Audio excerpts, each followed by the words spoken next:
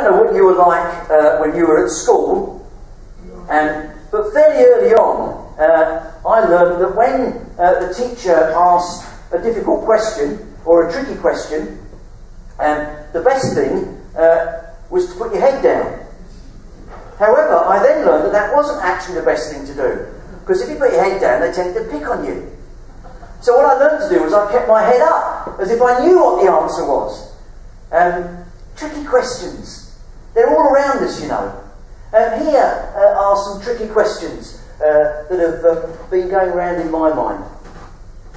If olive oil comes from olives, where does baby oil come from?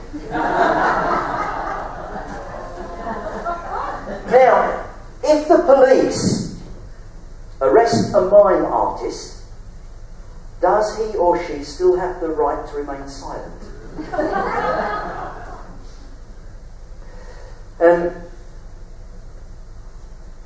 If one synchronised swimmer drowns, do the rest have to drown too? Now, this is one.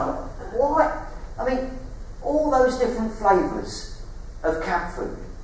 Why don't they just make mouse-flavoured cat food? These are tricky questions, you know. These are tricky questions. And how come the word abbreviated is such a long word? Would a fly without wings be called a walk? And how about this one? If you try to fail and succeed, which have you done? And last but not least, if the black box flight recorder is never damaged during a plane crash, why isn't the whole aeroplane made of the same material? Tricky questions. And we get tricky questions asked of us all the time. And that was no different for Jesus. And we're going to hear a reading from Matthew's Gospel about one of the tricky questions that he was asked in a series of tricky questions. Thank you very much.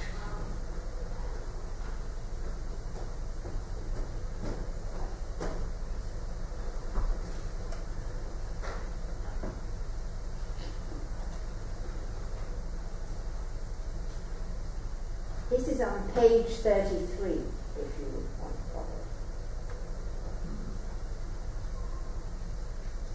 When the Pharisees heard that Jesus had silenced the Sadducees, they came together, and one of them, a teacher of the law, tried to trap him with a question.